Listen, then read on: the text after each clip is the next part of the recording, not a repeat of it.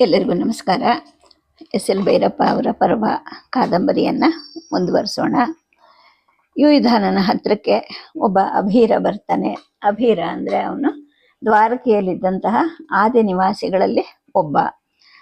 ದ್ವಾರಕೆಯ ಅಂದರೆ ಈಗ ದ್ವಾರಕೆಯಲ್ಲಿ ನೆಲೆಸಿರೋ ಯಾದವರಿಗೂ ಮತ್ತು ಮೊದಲಿದ್ದಂತಹ ಮೂಲ ನಿವಾಸಿಗಳಾದ ಅಭೀರರಿಗೂ ಕೂಡ ಒಂದು ರೀತಿಯ ಕರಾರು ಆಗಿರುತ್ತೆ. ಅಂದರೆ ಅವರ ಕಾಡನ್ನು ಇವರು ಒತ್ತುವರಿ ಮಾಡ್ಕೋಬಾರ್ದು ಮತ್ತು ಇವರ ಹೊಲಗಳಿಗೆ ಅವರು ದನ ಕರುಗಳನ್ನು ತಗೊಂಡು ಹೋಗೋದು ಅಥವಾ ಅವುಗಳನ್ನ ಮೇಯಿಸೋದು, ಅವಕ್ಕೆ ತೊಂದರೆ ಕೊಡೋದು, ಈ ಥರದ ಕೆಲಸವನ್ನು ಮಾಡಬಾರ್ದು ಅಂತೆಲ್ಲ ಒಪ್ಪಂದ ಆಗಿರುತ್ತೆ. ಇಷ್ಟೆಲ್ಲ ಆದರೂ ಕೂಡ ಕೆಲವೊಂದು ಸಲ ಇಬ್ಬರೂ ತಮ್ಮ ತಮ್ಮ ನಿಯಮಗಳನ್ನು ಮೀರಿಕೊಳ್ತಾ ಇರ್ತಾರೆ. ಹಾಗಾಗಿ ಅವರಿಬ್ಬರ ಮಧ್ಯೆ ಜಗಳ ಆಗ್ತಿರುತ್ತೆ. ಈ ಜಗಳವನ್ನು ಬಗೆಹರಿಸ್ಕೊಳ್ಳೋಕ್ಕೆ ಅಂದ್ಬಿಟ್ಟು ಅಭೀರ ಕೃಷ್ಣನನ್ನ ಕಾಣಲಿಕ್ಕೆ ಅಂತ ಬಂದಿರ್ತಾನೆ. ಆದರೆ ಕೃಷ್ಣ ಅಲ್ಲಿ ಇರೋದಿಲ್ಲ. ಹಾಗಾಗಿ ಅವನ ಗೆಳೆಯನಾದ ಯುಯುಧಾನನನ್ನು ಭೇಟಿ ಮಾಡಲಿಕ್ಕೆ ಅಂತ ಬಂದಿರ್ತಾನೆ. ಆನಂತರ ಸಂಜೆ ಆಗ್ತಾ ಬಂತು, ಬೇಗ ಹೊರಡ್ತೀನಿ ಅಂತ ಅವನು ಹೊರಟಾಗ ಅವನಿಗೆ ತೊಂದರೆ ಆಗತ್ತಾ ಅಂತ ಯುಯುಧಾನ ಯೋಚನೆ ಮಾಡಿದಾಗ ನಂದಕ ಹೇಳ್ತಾನೆ, ಆ ಥರ ಏನೂ ಇಲ್ಲ, ಅವನಿಗೆ ನಮ್ಮ ಭಾಷೆ ಮಾತಾಡಲಿಕ್ಕೆ ಬರುತ್ತೆ, ಹಾಗಾಗಿ ನಮ್ಮ ಕೆಲವರು ಮನೆಗಳಿಗೆ ಹೋಗ್ಬಿಟ್ಟು ಅವನು ಏನಾದರೂ ತಿಂದುಬಿಟ್ಟು ಆನಂತರ ಹೋಗ್ತಾನೆ ಅಂತ ಹೇಳ್ತಾನೆ. ಯುಯುಧಾನನ ಮನಸ್ಸಿಗೂ ಕೂಡ ಸ್ವಲ್ಪ ಸಮಾಧಾನ ಅನಿಸುತ್ತೆ. ನಂದಕ ಎದ್ದು ಹೋಗ್ಬಿಟ್ಟು ಮೂಲೆಯಲ್ಲಿದ್ದಂತಹ ತಣ್ಣೀರಿನ ಮಡಿಕೆಯಿಂದ ಮೊಗೆಗೆ ಕುಡಿಯುವ ನೀರನ್ನು ಬಗ್ಗಿಸ್ಕೊಳ್ತಾನೆ. ಯುಯುಧಾನನಿಗೆ ಕೇಳಿ ಅವನಿಗೂ ಕೊಟ್ಟು ತಾನು ಕುಡಿದು ಅವನ ಹತ್ರ ಬಂದು ಮಂದಲಿಗೆ ಮೇಲೆ ಮಲ್ಕೋತಾನೆ. ಅವನ ಮನಸ್ಸು ಯಾವುದೋ ಯೋಚನೆಯಲ್ಲಿದೆ ಅಂತ ಅರಿತ ಯುಯುಧಾನ ಅವನನ್ನು ಏನು ಮಾತಾಡಿಸೋದಿಲ್ಲ. ನಿನ್ನೆಯಿಂದ ಒಂದೇ ಸಮನೆ ಒಂದು ವಿಚಾರ ಇವನ ತಲೆಯನ್ನು ಕೂಡ ಕೊರಿತಾ ಇರುತ್ತೆ. ಆದರೆ ನಂದಕ್ಕನೆ ಮತ್ತೆ ಮಾತು ತೆಗಿತಾನೆ. ಹಸ್ತಿನಾವತಿಯ ದೊರೆ ಬಂದಿದ್ದಾನಂತಲ್ಲ, ಯುದ್ಧ ಆಗತ್ತಂತಲ್ಲ, ಅವನಿಗೂ ಮತ್ತು ನಮ್ಮ ಸುಭದ್ರೆಯ ಗಂಡನ ಕಡೆಯವ್ರಿಗೂ ಬಲರಾಮ ಅವನ ಕಡೆಗೆ ಯಾದವರ ಬಲವನ್ನೆಲ್ಲ ಕೊಡಬೇಕು ಅಂತ ಇದ್ದಾನಂತಲ್ಲ, ಇದೆಲ್ಲ ನಿಜಾನಾ ಅಂತ ಕೇಳ್ತಾನೆ. ಹಾಗೆ ಕಾಣುತ್ತಪ್ಪ, ಈಗ ಊರಲ್ಲಿರ್ಬೇಕಾಗಿತ್ತು ಕೃಷ್ಣ, ಹೋಗ್ಲಿ, ನಿನಗೆ ಯಾರದ್ ನ್ಯಾಯ ಅನ್ಸತ್ತೆ ಹೇಳು ಅಂತ ಯುಯುಧಾನ ಕೇಳ್ತಾನೆ. ಚೂಜಾಡಿದ್ರಂತೆ ಅವರುಗಳು 13 ವರ್ಷ ಕಳೆದ ನಂತರ ಹಿಂತಿರುಗಿಸೋದು ಅಂತ ಎಲ್ಲ ಕರಾರಾಗಿತ್ತಲ್ವಾ, ಅದು ನನಗೂ ಗೊತ್ತು. ಅವರಿಬ್ಬರು ವೈಷಮ್ಯದ ವಿಚಾರವೆಲ್ಲ ಸುಭದ್ರ ಆಗಾಗ ಹೇಳ್ತಾನೆ ಇದ್ಲು. ಆದರೆ ನನಗೇನನ್ಸುತ್ತೆ ಗೊತ್ತಾ, ಈಗ ನಾನು ಹಿಂಗಂತಿದ್ದೀನಿ ಅಂತ ನೀನು ತಪ್ಪು ತಿಳ್ಕೊಬೇಡ, ನಿಮ್ಮ ಕ್ಷತ್ರಿಯರ ಚಾಳಿನೇ ಅಷ್ಟು. ಯುದ್ಧ ಮಾಡೋಕ್ಕೆ ಅಂದ್ಬಿಟ್ಟು ಒಂದಲ್ಲ ಒಂದು ಕಾರಣವನ್ನು ಹುಡುಕ್ತಾ ಇದ್ದೀರಾ, ಹಾಗೆ ಹುಡುಕ್ತಾನೆ ಇರ್ತೀರ ನೀವು. ನಿಮ್ಮ ಜಾತಿನ ಬೈತೀನಿ ಅಂತ ನೀನು ಸಿಟ್ಟು ಮಾಡ್ಕೋಬೇಡ ಅಂತ ಹೇಳ್ತಾನೆ. ಈ ನಂದಕ ವೈಶ್ಯ ಜಾತಿಯವನು. ಅಂದರೆ ಭೂಮಿಯನ್ನು ಉಳೋದು, ಬೆಳೆ ತೆಗೆಯೋದು, ಪಶುಪಾಲನೆ ಮಾಡೋದು, ಅಥವಾ ರಥ ಗಾಡಿ ಮನೆಗಳನ್ನು ಕಟ್ಟೋದು, ಅಥವಾ ಬಡಿಗೆ ಕೆಲಸ, ಲೋಹದ ಕೆಲಸ, ಅಥವಾ ಬಟ್ಟೆ ನೇಯೋದು, ಈ ಥರ ಸಮಸ್ತ ಕಸುಬು ಕೂಡ ಅವ್ರ ಜಾತಿದೇ ಆಗಿರುತ್ತೆ. ಹಾಗಾಗಿ ಅವನು ಕ್ಷತ್ರಿಯರ ಬಗ್ಗೆ ಸ್ವಲ್ಪ ಕೇವಲವಾಗಿ ಮಾತಾಡ್ತಾನೆ. ನನಗೆ ಇತ್ತೀಚೆಗೆ ಏನನ್ಸುತ್ತೆ ಗೊತ್ತಾ ಅಂತ ಹೇಳ್ಬಿಟ್ಟು ಯುಯುಧಾನ ಮಾತನ್ನು ಶುರು ಮಾಡ್ತಾನೆ. ಕಂಸ ಕ್ರೂರಿ ಕೆಟ್ಟವನು ಅಂತ ನಾನು ಕೂಡ ಇಷ್ಟು ದಿನ ಅಂದ್ಕೊಂಡಿದ್ದೆ. ಆಮೇಲೆ ಆ ಜರಾಸಂಧ ಬಂದ ಮಧುರೆಯನ್ನು ಆಕ್ರಮಿಸಿದ್ರೆ ನಮ್ಮ ಗತಿ ಏನಪ್ಪ ಅಂತ ನನಗೂ ಭಯ ಆಗಿತ್ತು. ಕೃಷ್ಣ ನಾನು ಜೊತೆಯಲ್ಲೇ ಬೆಳೆದಿದ್ದು, ನಾನು ನಿಜವಾಗ್ಲೂ ಅವನನ್ನು ನಮ್ಮ ಅಣ್ಣನೇ ಅಂತ ಅಂದ್ಕೊಂಡ್ಬಿಟ್ಟಿದ್ದೆ. ಯಾಕೆ ಗೊತ್ತಾ, ನನಗೆ 3 ವರ್ಷ ಇದ್ದಾಗ ನಮ್ಮಮ್ಮ ಬಸರಿಯಾಗಿ ಒಂದು ಮಗುವನ್ನು ಹೆತ್ತರಂತೆ. ಅದು 3 ತಿಂಗಳಿರ್ಬೇಕಾದ್ರೇ ಸತ್ತು ಹೋಯ್ತಂತೆ. ಹಾಲು ಕಟ್ಕೊಂಡು ನೋವು ಬರ್ತಿತ್ತಂತೆ. ಅದಕ್ಕೆ ಮತ್ತೆ ನಮ್ಮಮ್ಮ ನನ್ನನ್ನು ಕುಡಿಲಿಕ್ಕೆ ಹಚ್ಚಿದ್ಳಂತೆ. ನನಗದೇ ಅಭ್ಯಾಸ ಆಗಿತ್ತು. ಹಾಲು ನಿಂತ ಮೇಲೂ ಕೂಡ ಅಮ್ಮನ ಎದೆ ಚಿಪ್ತಾ ಇದ್ನಂತೆ. ಕೊಡದೇ ಇದ್ರೆ ರಂಪನು ಮಾಡ್ತಾ ಇದ್ನಂತೆ. ಆಗೇನಾಗ್ತಿತ್ತು ಗೊತ್ತಾ, ನನಗೀಗಲೂ ನೆನಪಿದೆ. ಅವನಿಗಾದ್ರೆ ಕೊಟ್ಟೆ, ನನಗೆ ಯಾಕೆ ಕೊಡಲ್ಲ ಅಂತ ಕೃಷ್ಣನು ಹಠ ಮಾಡಿ ಬಂದು ಅಮ್ಮನ ಮೇಲೆ ಬೀಳ್ತಾ ಇದ್ದ. ಅವನೊಂದು ಕಡೆ ನಾನೊಂದು ಕಡೆ ಅಮ್ಮನ ತೊಡೆ ಮೇಲೆ ಮಲ್ಕೊಳ್ತಿದ್ವಿ. ಅಮ್ಮನ ಕೈಲಿ ಬೆನ್ನಿಗೆ ಗುದ್ದಿಸ್ಕೊಳ್ತಿದ್ವಿ, ಹಾಗೆ ಹಿಗ್ತಾ ಇದ್ವಿ. ಸಾಧಾರಣವಾಗಿ ನಾನು ಎಡಗಡೆಗೆ ಮಲಗ್ತಾ ಇದ್ದಿದ್ದು, ಅವನು ಬಲಗಡೆಗೆ ಮಲಗ್ತಿದ್ದ. ಆಮೇಲೆ ಅವನು ನಮ್ಮೆಲ್ಲರ ಹಾಗೇನೆ ನೆಲ ಉಳ್ತಾ ಇದ್ದ, ದನ ಕಾಯ್ತಾ ಇದ್ದ, ಬಿಲ್ ಹಿಡಿದು ಕಾಡಿಗೆ ಹೋಗಿ ಬೇಟೆನೂ ಆಡ್ತಾ ಇದ್ದ. ಏನು ವ್ಯತ್ಯಾಸ ಇರಲಿಲ್ಲ.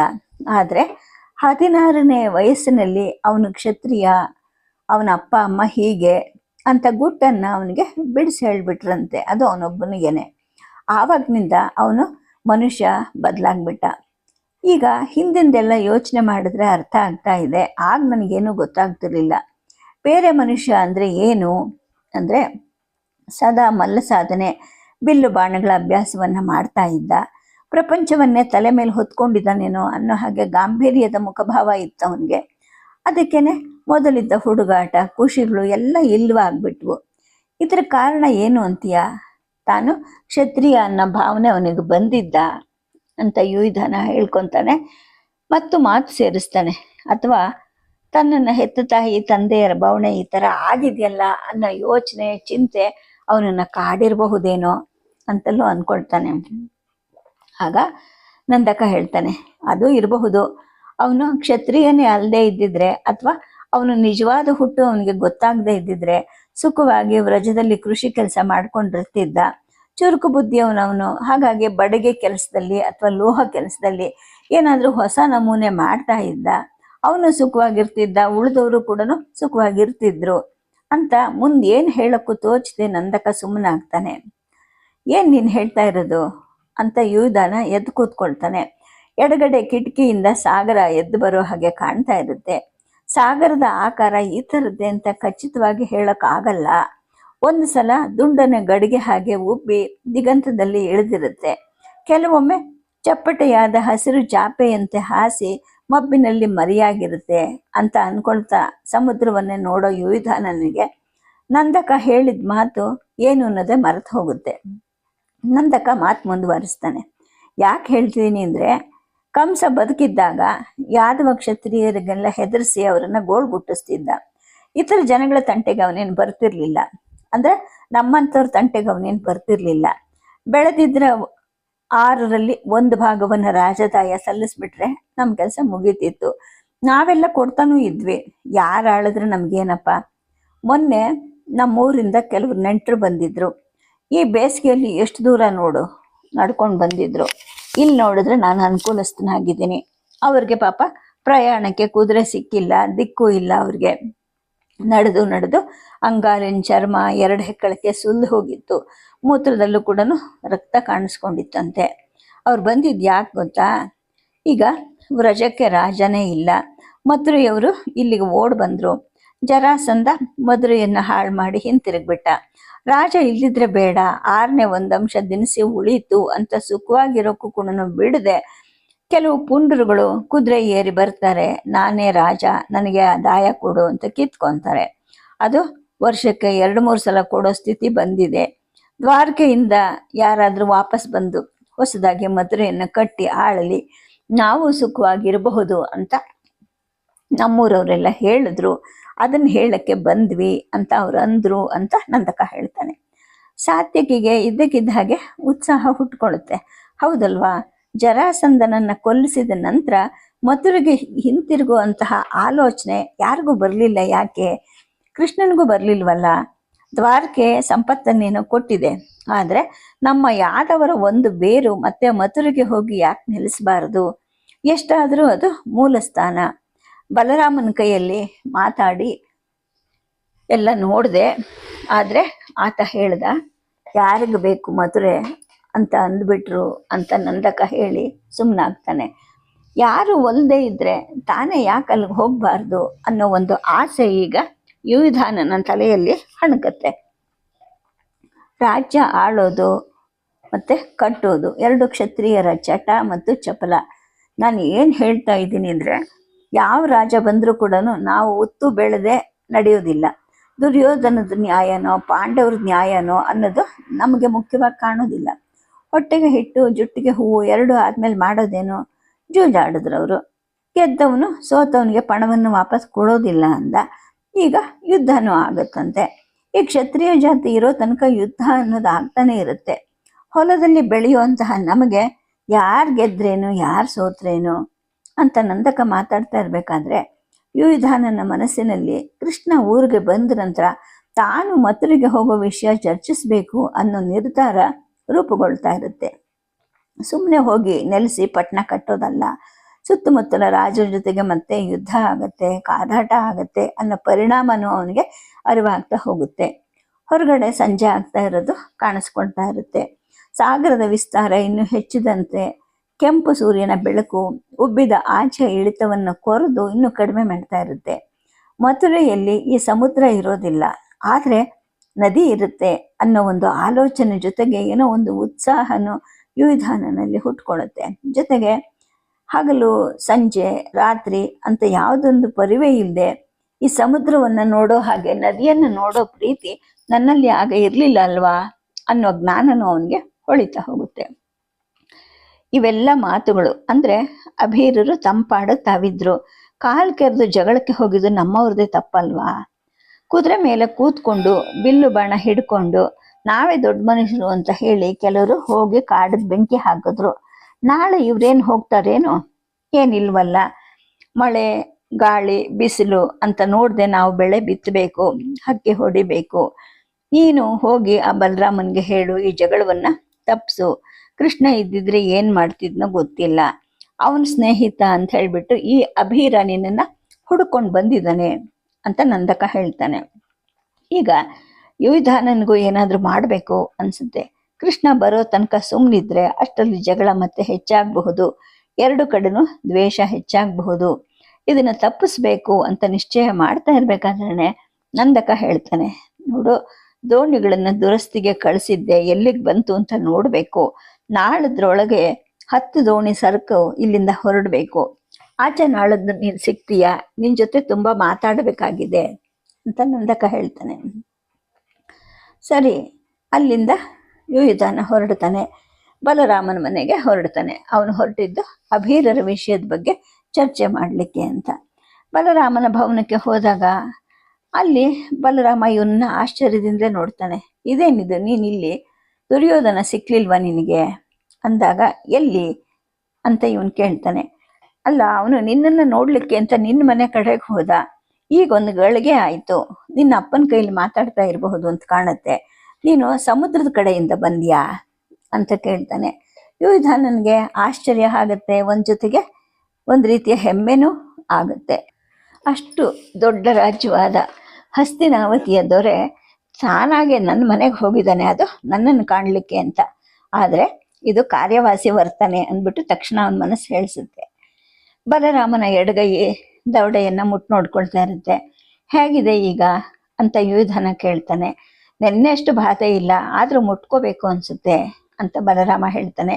ಅವನು ಮದ್ಯಪಾನ ಮಾಡಿರೋದು ಯುವಿಧಾನನಿಗೆ ಗೊತ್ತಾಗುತ್ತೆ. ನೋವಿಗಿರಬೇಕು ಅಥವಾ ನೋವಿನ ನೆಪದಿಂದ ಇವನು ಮದ್ಯಪಾನ ಸೇವಿಸಿರ್ಬೇಕು ಅಂತ ಅವನು ಅನ್ಕೊಳ್ತಾನೆ. ಮನೆಗೆ ಹೋಗ್ಬಿಟ್ಟು ದುರ್ಯೋಧನನನ್ನ ಹೋಗಿ ನೋಡಬೇಕು ಅಂತ ಅನ್ಸುತ್ತೆ. ಮೊದಲು ಇವನ ಹತ್ರ ಮಾತು ಮುಗಿಸೋಣ ಅಂತ ಹೇಳ್ಬಿಟ್ಟು ಯುವಿಧಾನ ನೇರವಾಗಿ ಅಭೀರರ ಮಾತನ್ನ ಎತ್ತುತ್ತಾನೆ. ಜಗಳ ಯಾಕೆ ಆಗ್ತಾ ಇರುತ್ತೆ ಗೊತ್ತಾ ಅಂತ ಬಲರಾಮ ಕೇಳ್ತಾನೆ. ಹೇಳಿದ್ನಲ್ಲ, ಮಾಡಿಕೊಂಡ ಒಪ್ಪಂದವನ್ನ ಇಬ್ಬರಲ್ಲಿ ಒಬ್ಬರು ಮುರಿದ್ರೆ ಜಗಳ ಶುರು ಆಗೋದು ಸ್ವಾಭಾವಿಕ ಅಲ್ವಾ? ನಮ್ಮವರು ಅವ್ರ ಕಾಡನ್ನ ಯಾಕೆ ಸುಡಬೇಕಾಗಿತ್ತು ಅಂತ ಯುವಿಧಾನ ಹೇಳ್ತಾನೆ. ಆಗ ಬಲರಾಮ ಹೇಳ್ತಾನೆ, ಯುವಿಧಾನ, ಬೆಕ್ಕಿಗೆ ಜರ ಬರೋ ಮಾತಿದು. ನಮ್ಮ ಆರ್ಯ ಹೆಂಗಸರು ಕೆಂಪಗಿದ್ದಾರೆ ನೋಡು. ರಕ್ಷಕರಿಲ್ಲದೆ ಒಂಟಿಯಾಗಿ ಅವ್ರು ತಿರುಗಾಡೋದು ಅಥವಾ ಹೊರಗಳಲ್ಲಿ ಕೆಲಸ ಮಾಡೋದು ಯಾವುದು ಸಾಧ್ಯ ಆಗೋದಿಲ್ಲ. ಏಕೆಂದ್ರೆ ನಮ್ಮ ಹೆಂಗಸರನ್ನ ಹೊತ್ಕೊಂಡು ಹೋಗೋಕ್ಕೂ ಅವರು ಸಿದ್ಧವಾಗಿರ್ತಾರೆ. ಆವಾಗೆಲ್ಲ ನಾವು ಸುಮ್ಮನಿರ್ಬೇಕಾ ಅಂತ ಕೇಳ್ತಾನೆ. ಅಂದ್ರೆ ಯಾದವ ಜಾತಿಯ ಹೆಂಗಸರು ಅಂದ್ರೆ ಅಭೀರರು, ನಾಗರು, ಕುಲಿಂದ್ರು ಮೊದಲಾದವರು ಬಾಯಿ ಬಿಟ್ಟು ಕೂತಿದ್ದು ಸಮಯ ಸಿಕ್ಕಿದಾಗ ಅವರನ್ನ ಅಪಹರಿಸ್ಕೊಂಡು ಹೋಗೋದು ಸುಳ್ಳೇನಲ್ಲ ಅಂತ ಯುವಿಧಾನನಿಗೂ ಕೂಡ ಗೊತ್ತಿರುತ್ತೆ. ಆಗ ಅವನು ಹೇಳ್ತಾನೆ, ಒಂದು ಕೆಲಸ ಮಾಡೋಣ, ಹೀಗೆ ನೀವು ಯಾರು ಮಾಡಕೂಡ್ದು ಅಂತ ಕರಾರನ್ನು ಹಾಕೋಣ. ಕೃಷ್ಣ ಬಂದ ನಂತರ ಬಿಗಿಯಾಗಿ ಮತ್ತೊಮ್ಮೆ ಮಾತಾಡೋಣ ಅಂತ ಹೇಳ್ತಾನೆ. ಕೃಷ್ಣ ಅಂದ ತಕ್ಷಣ ಬಲರಾಮನಿಗೆ ಸಿಟ್ಟು ಬರುತ್ತೆ. ಹೆಂಗಸರ ವಿಷಯದಲ್ಲಿ ಕೃಷ್ಣನ ಮುಖಾಂತರ ಕಟ್ ಮಾಡಿಸ್ಬೋದು ಅಂತ ತಿಳ್ಕೊಂಡಿದ್ದೀಯೇನು ನೀನು? ಸಮಯ ಸಿಕ್ಕಿದಾಗ ಅವನು ಅಭೀರರ ಹೆಣ್ಣುಗಳ ರುಚಿ ನೋಡ್ತಾನೆ, ಅವರೇ ಖುಷಿಯಿಂದ ಇವನಿಗೆ ಒಪ್ಪಿಸ್ತಾರೆ ಅಂತ ಅಂತಾನೆ. ಆಗ ಯುವಿಧಾನ ಸಿಟ್ಟಿನಿಂದ ಹೇಳ್ತಾನೆ, ಸುಳ್ಳು ಸುಳ್ಳು, 8 ಹೆಂಡ್ರಿದ್ದಾರೆ ಅವನಿಗೆ. ನರಕಾಸುರನಿಂದ ತಂದ ಅಷ್ಟು ಜನ ಇರುವಾಗ ಅವನು ಯಾಕೆ ಆ ಕರಿ ಹೆಂಗಸರಿಗೆ ಬಾಯಿ ಹಾಕ್ತಾನೆ ಅಂತ. ಹೆಂಗಸರು ಅಂದ್ರೆ ಕಪ್ಪೇನು ಕೆಂಪೇನು? ಕೃಷ್ಣನ ವಿಷಯ ನಿನಗೆ ಪೂರ್ತಿ ಗೊತ್ತಿಲ್ಲ. ತಾನೇ ಹೀಗೆ ಮಾಡ್ಬೇಕಾದ್ರೆ ನಮ್ಮ ಕೆಲವು ಹೆಂಗಸರನ್ನ ಅವ್ರು ಮುಟ್ಟಿದ್ರೆ ಏನಾಗತ್ತೆ ಅಂತ ಬೇಕಾದ್ರೂ ಅವನಂತಾನೆ. ನಮ್ಮ ಜನಗಳ ಘನತೆಯ ಜ್ಞಾನ ಇದ್ದವನಿಗೆ ಇದೆಲ್ಲ ಕಟ್ಟಿರುತ್ತೆ. ಅದೇನು ಜ್ಞಾನ ನಿನ್ನ ಗೆಳೆಯ ಕೃಷ್ಣನಿಗೆ ಇಲ್ಲ ಅಂತ ಬಲರಾಮ ಹೇಳ್ತಾನೆ. ಯುಧಾನನಿಗೆ ಸಿಟ್ಟು ಹೆಚ್ಚಾಗ್ತಾ ಹೋಗುತ್ತೆ. ಆದರೆ ಯಾಕೆ ಸಿಟ್ಟು ಮತ್ತು ಯಾರ ಮೇಲೆ ಸಿಟ್ಟು ಅನ್ನೋದು ಅವನಿಗೆ ಅರ್ಥ ಆಗೋದಿಲ್ಲ. ತನ್ನ ಮನಸ್ಸನ್ನು ಕೆಡಿಸೋಕ್ಕೆ ಬಲರಾಮ ಬೇಕಂತಲೇ ಸುಳ್ಳು ಹೇಳ್ತಾ ಇದ್ದಾನೆ, ಅಥವಾ ಕೃಷ್ಣ ನಿಜವಾಗ್ಲೂ ಹೀಗೆ ಮಾಡ್ತಾ ಇರಬಹುದಾ? 8 ಜನರನ್ನ ಮದುವೆ ಆಗಿದ್ದಾನೆ. ನರಕಾಸುರನ ಗುಂಪಿನಿಂದ ಬಿಡಿಸಿ ತಂದವರೆಲ್ಲರನ್ನು ಸಮುದ್ರ ದಡದಲ್ಲಿ ನಿಲ್ಲಿಸಿ ಮಾಲೆ ಹಾಕ್ದ. ಆದರೆ ಹೀಗೆ ವಿವಾಹ ಸಂಬಂಧ ಇಲ್ಲದೆ ಆರ್ಯೇತರ ಹೆಂಗಸರ ಸಹವಾಸ ಅವನು ನಿಜವಾಗ್ಲೂ ಮಾಡ್ತಾನ? ಎಷ್ಟು ಸ್ನೇಹಿತನೇ ಆದರೂ ತನಗೂ ಅವನಿಗೂ ವಯಸ್ಸಿನ ಅಂತರ ಇದೆ. ಅವನು ನಾಯಕನ ಸ್ಥಾನದಲ್ಲಿರೋ ಸಂಗತಿ ತಾನು ಯಾವತ್ತೂ ಮರೆತಿಲ್ಲ. ಹೀಗಾಗಿ ತಾನು ಯಾವತ್ತೂ ಅವನ ಜೊತೆ ಹೆಂಗಸರ ವಿಷಯವಾಗಿ ಲಘುವಾಗಿ ಮಾತಾಡಿದ್ದೂ ಇಲ್ಲ. ಅವನ ಮಾತಲ್ಲೂ ಇದುವರೆಗೂ ಅದು ಕಂಡಿಲ್ಲ. ಹೀಗಿರ್ಬೇಕಾದ್ರೆ ಹೇಗೆ ನಂಬೋದು? ಅಲ್ಲದೆ ಕೃಷ್ಣನ ವಿಷಯ ಬೇರೆ ಯಾರ ಕೈಲಾದರೂ ವಿಚಾರಿಸ್ಬೇಕು ಅನ್ನೋ ಮನಸ್ಸು ಕೂಡ ಅವನಿಗೇನು ಬರೋದಿಲ್ಲ. ಆದರೂ ಹೇಗಾದರೂ ಕೃಷ್ಣನ ಮನಸ್ಸನ್ನು ಪತ್ತೆ ಮಾಡಬೇಕು ಅಂತ ಅವನ ಮನಸ್ಸಿನಲ್ಲಿ ನಿಶ್ಚಯ ಮಾಡಿಕೊಳ್ತಾನೆ. ಆ ನಂತರ ತನ್ನ ಮನೆ ಕಡೆಗೆ ಹಿಂತಿರುಗ್ತಾನೆ. ಅವನು ಬರೋ ಹೊತ್ತಿಗೆ ದುರ್ಯೋಧನ ಮನೆ ಮುಂದಿನ ಅಂಗಳದಲ್ಲಿ ಕೂತ್ಕೊಂಡು ಇವನ ಅಪ್ಪನ ಜೊತೆಗೆ ಮಾತಾಡ್ತಿರ್ತಾನೆ. 14 ವರ್ಷದ ಹಿಂದೆ ಪಾಂಡವರು ರಾಜಸೂಯ ಮಾಡಿದಾಗ ಇವನು ಅವನನ್ನು ನೋಡಿರ್ತಾನೆ. ಆಗ್ಲೂ ರಾಜ ಟಿವಿ, ಈಗ ಅದಕ್ಕಿಂತ ಹೆಚ್ಚಿನ ಟಿವಿಯಿಂದ ದುರ್ಯೋಧನ ಕೂತಿರ್ತಾನೆ. ಅಂಗಳದಲ್ಲಿ ಇವನ ಅಪ್ಪ ಎತ್ತರವಾದ ಹಲಗೆಯನ್ನು ಹಾಕಿ ಮೆತ್ತೆ ಹಾಸಿ ಶುಭ್ರವಾಗಿ ಒಗೆದ ರೇಷ್ಮೆ ಮೇಲು ವಸ್ತ್ರವನ್ನು ಹಾಸಿ ಒರಗಲಿಕ್ಕೆ ದಿಂಬನ್ನು ಇರಿಸಿ ಕೂಡಿಸಿರ್ತಾನೆ. ಎದುರಿಗೆ ತಾನು ಸಾಧಾರಣವಾದ ಮನೆ ಮೇಲೆ ಕೂತಿರ್ತಾನೆ. ಅಂತಹ ಸೆಕೆಯಲ್ಲೂ ಕೂಡ ದುರ್ಯೋಧನ ಕಿರೀಟ ಇಟ್ಕೊಂಡಿರ್ತಾನೆ. ಮಿಣಮಿಣ ಹೊಳೆಯೋ ಮಣಿಗಳನ್ನು ತಗಲಿಸಿ ಹೊಲಿದಿದ್ದಂತಹ ರೇಷ್ಮೆ ವಸ್ತ್ರವನ್ನು ಧರಿಸಿರ್ತಾನೆ. ಅಗಲವಾದ ಮುಖ, ಗಾಂಧಾರ ದೇಶದ ಲಕ್ಷಣ ಆ ಮುಖದಲ್ಲಿ ಎದ್ದು ಕಾಣಿಸ್ತಾ ಇರುತ್ತೆ. ಅವನ ಪಕ್ಕದಲ್ಲಿ ನಿಂತು ಒಬ್ಬ ದಾಸಿ ದೊಡ್ಡ ಬೀಸಣಿಗೆಯಲ್ಲಿ ಗಾಳಿ ಹಾಕ್ತಿರ್ತಾಳೆ. ತನಗಿಂತ ದೊಡ್ಡವನವನು, ಹಾಗಾಗಿ ಯುಧಾನ ಅವನಿಗೆ ಕಾಲು ಮುಟ್ಟಿ ಅಭಿವಾದಿಸ್ತಾನೆ. ಅವನು ಇವನನ್ನ ಆಲಂಗಿಸ್ಕೊಂಡು ಪಕ್ಕದಲ್ಲಿ ಕೂರುವಂತ ಭುಜ ಹಿಡಿದು ಹೇಳ್ಕೊಳ್ತಾನೆ. ಆದ್ರೆ ತನ್ನ ಅಪ್ಪನ ಎದುರುಗಡೆ ಸಾಧಾರಣ ಆಸನದ ಮೇಲೆ ಕೂತಿದ್ದಾನೆ, ತಾನು ಹೇಗೆ ಅವನ ಜೊತೆ ಕೂರೋದು ಅಂತ ಅನ್ಕೊಳ್ತಾನೆ ಯುಧಾನ. ಅಷ್ಟರಲ್ಲಿ ಒಬ್ಬ ದಾಸಿ ಇನ್ನೊಂದು ಮಣಿಯನ್ನು ಹೊತ್ಕೊಂಡ್ಬಂದಲ್ಲ ಹಾಕ್ತಾಳೆ. ಅದ್ರ ಮೇಲೆ ಯುಧಾನ ಕೂತ್ಕೋತಾನೆ. ತುಂಬಾ ಸೆಕೆ ಅಲ್ವಾ ಅಂತ ಅಂತಾನೆ. ಹೌದು ಸೆಕೆನೆ, ಆದ್ರೆ ದಾಸಿ ಚೆನ್ನಾಗಿ ಗಾಳಿ ಹಾಕ್ತಾಳೆ ಅಂತ ದುರ್ಯೋಧನ ಹೇಳ್ತಾನೆ. ಅಂದಹಾಗೆ ಇಲ್ಲಿ ಸೆಕೆ ಹೆಚ್ಚು, ಅಲ್ಲಿದ್ ಹೆಚ್ಚು, ಅಲ್ಲಿ ಹವ ನನಗಂತೂ ಮರ್ತೇ ಹೋಗಿದೆ ಅಂತ ಸತ್ಯಕ್ಕ ಕೇಳ್ತಾನೆ. ಅಲ್ಲಿ ಉಷ್ಣ ಹೆಚ್ಚು, ಇಲ್ಲಿ ಬೆವರು ಹೆಚ್ಚು, ಅಲ್ಲದೆ ಅಡುಗೆ ಪದಾರ್ಥ ಇಲ್ಲಿ ಬಹಳ ಬೇಗ ಹುಳಿ ಬರುತ್ತೆ ಅಥವಾ ಹಳಸುತ್ತೆ, ಅಷ್ಟು ಸೆಕೆ ಅಂತ ದುರ್ಯೋಧನ ಹೇಳ್ತಾನೆ. ಹೌದು 100 ಸಲ ಹೇಳ ಮಾತು, ನಮ್ಮ ಮತ್ತರಿಗೆ ಹತ್ತಿರದ್ದೇ ಅಲ್ವಾ ನಿಮ್ಮ ಕುರುನಾಡು ಅಂತ ಅಪ್ಪ ಹೇಳಿದಾಗ ಅವನು ಹೋಗ್ಬಿಡ್ತಾನೆ. ಅಪ್ಪ ಅಷ್ಟೊತ್ತಿಗಾಗ್ಲೇ ಅತಿಥಿಗೆ ಮಧುಪರ್ಕ ಪಾನಕಾದಿಗಳ ಸತ್ಕಾರ ಮಾಡಿರೋದನ್ನ ಪಕ್ಕದಲ್ಲಿ ಇದ್ದ ಖಾಲಿ ಪಾತ್ರೆಗಳನ್ನ ನೋಡಿ ಯುಧಾನ ತಿಳ್ಕೊಳ್ತಾನೆ. ಯುಧಾನ, ಯಾದವರೆಲ್ಲರಲ್ಲೂ ನನ್ನ ಗುರು ಬಲಭದ್ರನನ್ನ ಬಿಟ್ರೆ ನೀನು ಅತ್ಯಂತ ವೀರನಾದವನು. ಇನ್ನು ನಿಮ್ಮಪ್ಪ ಯಾದವ ಕುಲಕ್ಕೆ ಮಾತ್ರ ಅಲ್ಲ, ಇಡೀ ಆರ್ಯ ಜಗತ್ತಿಗೆ ಭೂಷಣಪ್ರಾಯರಾಗಿದ್ದಾರೆ. ಹಾಗಾಗಿ ನಿನ್ ಜೊತೆಗೆ ಒಂದು ಧರ್ಮ ಸೂಕ್ಷ್ಮದ ಮಾತಾಡಬೇಕು ಅಂತ ಬಂದಿದ್ದೀನಿ. ನನ್ನಲ್ಲಿ ತಪ್ಪಿದ್ರೆ ನೀವು ತಿದ್ದಬೇಕು, ಆಗಬಹುದಾ ಪೂಜ್ಯ ಸತ್ಯಕ ಅಂದ್ಬಿಟ್ಟು ಯುಧಾನನ ತಂದೆ ಮುಖವನ್ನ ದುರ್ಯೋಧನ ನೋಡ್ತಾನೆ.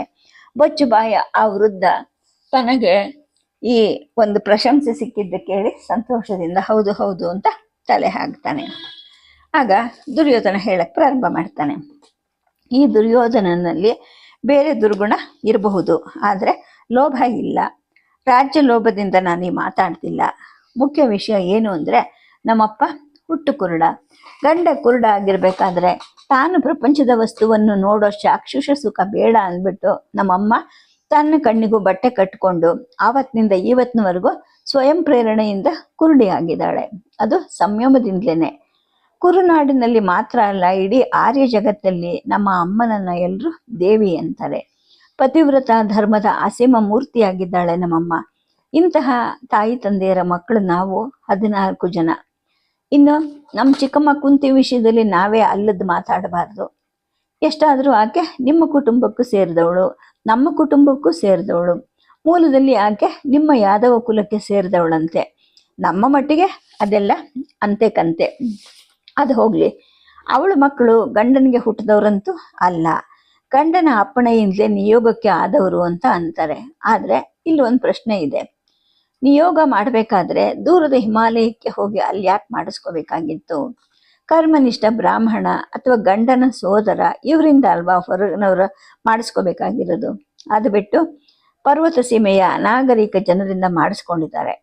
ಅದು ಹೋಗ್ಲಿ ಅಂದ್ರೆ ನಿಯೋಗ ಅಂದ್ರೆ ಸಂತಾನ ಕತ್ತರಿಸಿ ಹೋಗ್ಬಾರ್ದು ಅಂದ್ಬಿಟ್ಟು ಒಂದು ಮಗುಗೋಸ್ಕರ ಮಾಡಿಸ್ಕೊಳ್ಳುವಂತಹ ಕ್ರಿಯೆ. ಆದ್ರೆ ಈ ಕುಂತಿ ಒಂದಾದ ಮೇಲೆ ಒಂದರಂತೆ 3 ಮಕ್ಕಳನ್ನ ಪಡೆದಿದ್ದು, ಸಾಲದಕ್ಕೆ 2ನೇ ಹೆಂಡತಿನೂ ನಿಯೋಗ ಮಾಡಿಸ್ಕೊಂಡಿದ್ದು, ಜೊತೆಗೆ ಕಾಯಿಲೆಯಿಂದ ನರಳೋ ಕೈಲಾಗದ ಗಂಡ. ಇವೆಲ್ಲ ನೋಡ್ಬಿಟ್ಟು ನೀವೇ ನಿರ್ಧಾರ ಮಾಡಿ. ಪುರಾತನವಾದ ಕುರುವಂಶದ ನಿಜವಾದ ಉತ್ತರಾಧಿಕಾರಿ ಯಾರು ಅಂತ ನೀವು ಹೇಳಿ. ಯುದ್ಧದ ಸಹಾಯ ಕೇಳಕ್ ನಾನು ಬಂದಿರೋದೇನೋ ನಿಜವೇ, ಆದ್ರೆ ಸಹಾಯ ಮುಖ್ಯ ಅಲ್ಲ, ಧರ್ಮ ನಿರ್ಣಯ ಮುಖ್ಯ. ನೀವು ಹೇಗೆ ನಿರ್ಣಯಿಸಿದ್ರೆ ಹಾಗೆ. ಯಾವತ್ತೂ ಧರ್ಮಚ್ಯುತರಾಗಿಲ್ಲ ಅನ್ನೋ ಕೀರ್ತಿ ಅಚಂದ್ರಾರ್ಕ ಯಾದವರಿಗೆ ಇದ್ದೇ ಇದೆ. ಯಾರೋ ಒಬ್ರು ಧರ್ಮದ ವಿರುದ್ಧ ಹೋಗ್ತಾ ಇದ್ರೆ ಇಡೀ ಯಾದವ ಕುಲಕ್ಕೇನು ಕಳಂಕ ಇಲ್ಲ ಅಂತ ಹೇಳ್ಬಿಟ್ಟು ಕೃಷ್ಣನ ಬಗ್ಗೆ ಸ್ವಲ್ಪ ಅಸಮಾಧಾನವನ್ನು ಕೂಡ ಅವನು ತೋರಿಸ್ತಾನೆ. ಇದ್ದಕ್ಕಿದ್ದ ಹಾಗೆ ಗಾಳಿ ನಿಂತ ಹಾಗೆ ಯುಯುಧಾನನಿಗೆ ಭಾಸವಾಗತ್ತೆ. ದುರ್ಯೋಧನನಿಗೇನೋ ದಾಸಿ ಬೀಸಣಿಗೆಯಿಂದ ಬೀಸ್ತಾ ಇರ್ತಾಳೆ. ಆದ್ರೆ ಯುಯುಧಾನನಿಗೆ ಅಂಗಿ ತೊಡದೇ ಇದ್ರು ಕೂಡ ತನ್ನ ದೇಹದ ದ್ರವವೆಲ್ಲ ಬೆವರಾಗಿ ಹರಿತಾ ಇದೆಯಾ ಅನ್ಸುತ್ತೆ. ಎದುರುಗಡೆ ರಾಜ ಕೂತಿದ್ದಾನೆ. ಅವನ ಮುಂದೆ ಉಟ್ಕೊಂಡಿದ್ ಪಂಚೆಯಿಂದ ಒರೆಸ್ಕೊಳ್ಳೋದು ಅವನಿಗೆ ಹೀನಾಯ ಅನ್ಸ್ಕೊಳುತ್ತೆ. ಅದು ಅಲ್ಲದೆ ಬೆಳಗ್ಗೆಯಿಂದ ಅದೇ ಪಂಚೆಯಿಂದ ಒರೆಸ್ಕೊಂಡು ಅದೊಂಥರ ವಾಸನೆ ಬಂದಿರುತ್ತೆ. ಅವನು ಏನು ಮಾತಾಡಿದ್ರೆ ಸುಮ್ಮನೆ ಆಕಾಶದ ಕಡೆಗೆ ನೋಡ್ತಾನೆ. ಅಷ್ಟೊತ್ತಿಗಾಗಲೇ ಸಂಜೆ ಕಳೆದು ಕತ್ಲ ಅಂತ ಇರುತ್ತೆ. ಸಂಜೆ ಹೋಮಕ್ಕೆ ಹೊತ್ತಾಗತ್ತೆ. ನಾನು ಹೊರಡ್ಲೆ ಅಂತ ದುರ್ಯೋಧನ ಕೇಳ್ತಾನೆ. ಇಲ್ಲೇ ಮಾಡಬಹುದಲ್ಲ, ಆದರೆ ಇದು ಅಭಿಷಿಕ್ತ ರಾಜರ ಮನೆ ಅಲ್ಲ ಅಂತ ಇವನಪ್ಪ ಸತ್ಯಕ ಹೇಳ್ತಾನೆ. ಆಗ ದುರ್ಯೋಧನ ಹೇಳ್ತಾನೆ, ಮಾವ, ಈ ಥರದ ತಾರತಮ್ಯ ಈ ದುರ್ಯೋಧನನ್ಗೆ ಇಲ್ಲ. ನಾಳೆ ಬೆಳಗಿನ ಹೋಮ ಮತ್ತು ಭೋಜನ ಎರಡಕ್ಕೂ ನಿಮ್ಮಲ್ಲಿಗೆ ಬರ್ತೀನಿ, ಆಯ್ತಾ? ದ್ವಾರಕೆಗೆ ಹೋದ್ಮೇಲೆ ಸತ್ಯಕ ಮಾವನ ಮನೆಯಲ್ಲಿ ಊಟ ಮಾಡದೆ ಬರಬೇಡ ಅಂತ ಹೇಳ್ಬಿಟ್ಟು ನಮ್ಮ ಅಜ್ಜ ಭೀಷ್ಮರು ಹೇಳಿದ್ದಾರೆ. ಈ ಮನೆ ಅಡಿಗೆ ರುಚಿ ಅಶ್ವಮೇಧದ ಪ್ರಸಾದಕ್ಕೂ ಇರೋದಿಲ್ಲ ಅಂತ ನಮ್ಮ ಅಜ್ಜ ಹೇಳಿದ್ರು ಅಂತ ದುರ್ಯೋಧನ ಹೇಳ್ತಾನೆ. ಹೌದಾ ಅಂತ ಹೇಳ್ಬಿಟ್ಟು ಹಿಗ್ಗಿನಿಂದ ಆ ಮುದುಕ ಉಪ್ಪಿ ಹೋಗ್ತಾನೆ. ಅಲ್ಲ, ಭೀಷ್ಮರಿಗೆ ಹೇಗೆ ಗೊತ್ತು ನಮ್ಮ ಮನೆ ಅಡಿಗೆ ರುಚಿ ಅಂತ ಕೇಳಿದಾಗ ದುರ್ಯೋಧನ ನಗ್ತಾನೆ, ಹೇಳ್ತಾನೆ, ಅವ್ರಿಗೆ ಗೊತ್ತಿಲ್ಲದ ಯಾವುದಿದೆ. ಸರಿ ಅಂತ ಒಪ್ಕೊಂಡ್ಮೇಲೆ ನಾಳೆ ಖಂಡಿತ ಬಾಪ ಕರ್ಕೊಂಬರಕ್ಕೆ ಯುಯುಧಾನನನ್ನು ಕಳಿಸ್ತೀನಿ ಅಂತ ಹೇಳ್ಬಿಟ್ಟು ಸತ್ಯಕ ಹೇಳ್ತಾನೆ. ಹಾಗೆ ಯುಯುಧಾನನಿಗೂ ಕೂಡ ಆಜ್ಞೆ ಮಾಡ್ತಾನೆ. ಈಗ ಹೋಗ್ಬಿಟ್ಟು ಮಹಾರಾಜನನ್ನ ಬಲರಾಮನ ಅರಮನೆಗೆ ಕಳಿಸಿ ಬಾ, ನಾಳೆ ಹೋಗಿ ಅವನನ್ನ ಕರ್ಕೊಂಡ್ ಬಾ ಅಂತ. ಅದೆಲ್ಲ ಮುಗಿಯುತ್ತೆ. ರಾತ್ರಿ ಯುಯುಧಾನ ಬೇಗ ಮಲ್ಕೋತಾನೆ. ಒಳಗಡೆ ಅಪ್ಪ ಇನ್ನು ಸೊಸೆ ಮತ್ತು ಅಡಿಗೆ ಗಂಡಾಳನ ಜೊತೆಗೆ ನಾಳೆ ಬೆಳಗ್ಗೆ ಮಾಡಬೇಕಾಗಿದ್ದ ಪಾಕದ ವಿವರಗಳನ್ನ ಚರ್ಚೆ ಮಾಡ್ತಾ ಇರ್ತಾನೆ. ಈಗಲೇ ಹೋಗ್ಬಿಟ್ಟು ಒಂದು ಎಳೆ ಹೋರಿ ತರೋ ಹಾಗೆ ಇನ್ನೊಬ್ಬನಿಗೆ ಆಜ್ಞಾಪನೆ ಮಾಡ್ತಾ ಇರ್ತಾನೆ. ಹೇಳಿದ್ದನ್ನೇ ಮತ್ತೆ ಮತ್ತೆ ಹೇಳ್ತಾ ಇರ್ತಾನೆ. ಅವನ ಗಟ್ಟಿಯಾದ ಮಾತು ಕಿವಿಗೆ ಬೀಳ್ತಾ ಇದ್ರೂ ಕೂಡ ಯುಯುಧಾನನ ಮನಸ್ಸು ಬೇರೆಲ್ಲೋ ಹೋಗಿರುತ್ತೆ. 14 ವರ್ಷ ಆಯ್ತಲ್ವಾ ಈ ಪಾಂಡವರು ರಾಜಸೂಯ ಮಾಡಿ. ತಾನೂ ಹೋಗಿದ್ದೆ ಆಗ. ಅಲ್ಲಿ ಎಷ್ಟೊಂದು ಜನ ಮಾತಾಡ್ಕೊಳ್ತಿದ್ರು ಗಾಂಧಾರಿ ವಿಷಯವನ್ನ. ಆರ್ಯ ಸ್ತ್ರೀ ಆಕೆ, ಧರ್ಮದ ಸಾಕಾರ ಮೂರ್ತಿಯ ಅಂತೆ. ಗಂಡನಿಗೆ ಇಲ್ಲದ ದೃಷ್ಟಿ ಭಾಗ್ಯ ತನಗೆ ಯಾಕೆ ಅನ್ನೋ ಅಸೀಮ ವೈರಾಗ್ಯ ಅಂತೆ. ತಾನು ಹೋಗಿ ಅವಳ ದರ್ಶನವನ್ನ ಪಡೆದಿರ್ಲಿಲ್ಲ. ರಾಜಸೂಯಕ್ಕೆ ಧೃತರಾಷ್ಟ್ರನು ಬಂದಿರ್ಲಿಲ್ಲ. ಹುಟ್ಟಿದಾಗಿನಿಂದ ಹುಟ್ಟಿದ ಊರಿನ ಗಡಿ ದಾಟಿ ಹೊರಗಡೆ ಹೋದವನೇ ಅಲ್ವಂತೆ ಆತ. ಇನ್ನು ಬಂದಿದ್ರು ಕಣ್ಣು ಕಾಣದ ತಾನು ನೋಡೋದೇನು, ಇನ್ನೊಬ್ರು ಹೇಳೋ ವರ್ಣನೆ ಕೇಳಬೇಕು, ಅದನ್ನ ಊರಲ್ಲಿದ್ದು ಅನಂತರ ಕೇಳ್ತೀನಿ ಅಂತ ಹೇಳಿದ್ನಂತೆ. ಇನ್ನು ಆ ಪತಿವ್ರತ ದೇವಿ ಹೇಗ್ ಬಂದಾಳು, ಯಾವತ್ತಾದ್ರೂ ಒಂದಿನ ಆಕೆಯನ್ನ ಕಣ್ಣಾರೆ ನೋಡ್ಬೇಕು ಅನ್ನೋ ಆಸೆ ಯುಯುಧಾನನ್ಗೆ ಹುಟ್ಕೊಳ್ಳುತ್ತೆ. ಅಂತ ಮಹಾರಾಜ ನಿಗರ್ವಿ ಊಟಕ್ಕೆ ಬರಕ್ಕೆ ಒಪ್ಪಿದ್ದೆ ನಮ್ಮ ಅದೃಷ್ಟ ಅಂತ ಅಪ್ಪ ಎಷ್ಟನೋ ಸಲವನೋ ಹೇಳಿದ್ದೆ ಹೇಳ್ತಾ ಇರ್ತಾನೆ. ಗಾಳಿ ಚೆನ್ನಾಗಿ ಬೀಸ್ತಾ ಇರುತ್ತೆ, ಹಬೆ ಅಂತ ಬಿಸಿ ನೀರು ಗಾಳಿ. ನಿದ್ದೆಗಿಂತ ಜೂಬರಿಗೆ ಎಳೆಯುವಂತಹ ಕಾವು ಯುಯುಧಾನನಿಗೆ ಬರುತ್ತೆ. ಮೈ ಮುರಿದು ಮಗ್ಗಲು ಬದಲಾಯಿಸ್ಕೊಂತ ಅನ್ಕೊಳ್ತಾನೆ. ಹೌದಲ್ವಾ, ದುರ್ಯೋಧನ ಹೇಳ್ತಾ ಇರೋದೇ ಸರಿ. ನಾವು ಅಪ್ಪನಿಗೆ ಹುಟ್ಟಿದವರು, ಪಾಂಡವರು ಹೊರಗಿನ ಬೀಜದವರು, ಆದ್ರಿಂದ ನ್ಯಾಯ ನಮ್ಮದು ಅಂತ. ಇದನ್ನ ಯಾರು ತಪ್ಪು ಅನ್ನೋಕ್ಕೆ ಸಾಧ್ಯ? ಆದ್ರೆ ಈ ಮಾತನ್ನ ಪೂರ್ತಿಯಾಗಿ ಒಪ್ಪಕ್ಕೂ ಅವನಿಗೆ ಸಾಧ್ಯ ಆಗ್ಲಿಲ್ಲ. ಯಾಕೆಂದ್ರೆ ಕೃಷ್ಣನ ಹಾಗೆ ಅರ್ಜುನ ಕೂಡ ತನಗೂ ಸ್ನೇಹಿತ. ಸುಭದ್ರೆಯನ್ನು ಅವನಿಗೆ ಕೊಡಿಸೋ ವಿಷಯದಲ್ಲಿ ತಾನು ಕೂಡ ಸಹಾಯಕನಾಗಿದ್ದ. ಕಳೆದ 13 ವರ್ಷದಿಂದ ಸುಭದ್ರೆ ಸ್ವಂತ ತಂಗಿ ಹಾಗೆ ಬೆಳಗ್ಗೆ ಎದ್ರೆ ಇವ್ರ ಮನೆಯಲ್ಲೇ ಇರ್ತಾ ಇದ್ಲು. ಬಿಲ್ವಿದ್ರೆಯಲ್ಲಿ ಅಭಿಮನ್ಯು ಯುಯುಧಾನನ ಶಿಷ್ಯನೇ ಅನ್ನೋಷ್ಟು ಇವನು ಅವನಿಗೆ ಹೇಳ್ಕೊಟ್ಟಿರ್ತಾನೆ. ಹೀಗಿರ್ಬೇಕಾದ್ರೆ ಆ ನಿಯೋಗ ಅದೆಲ್ಲ ಪಾಪ ಹೇಗಾಗತ್ತೆ? 1 2 3 ಅದು ಗಂಡನ ಇಚ್ಛೆ ಅಂತ ಸಮಾಧಾನ ಮಾಡ್ಕೋಬೇಕಾದ್ರೇನೆ ತಕ್ಷಣ ಇನ್ನೊಂದು ವಿಚಾರ ನೆನಪಾಗತ್ತೆ. ಆಗಂತುಕ ಬೀಜನೇ ಪಾಪ ಅಂತ ತಾನು ಬೆಳಗ್ಗೆ ತಾನೇ ಯೋಚನೆ ಮಾಡಿದ್ದಿದ್ದಲ್ವಾ. ದ್ರುಮಿಳನ ಬೀಜಕ್ಕೆ ಹುಟ್ಟಿದ್ರಿಂದಲೇ ಕಂಸ ಮುಂದೆ ಹೀಗಾಗಿ ಇಡೀ ಯಾದವ ಕುಲವನ್ನ ತುಳಿದು ನಿಂತಿದ್ದು.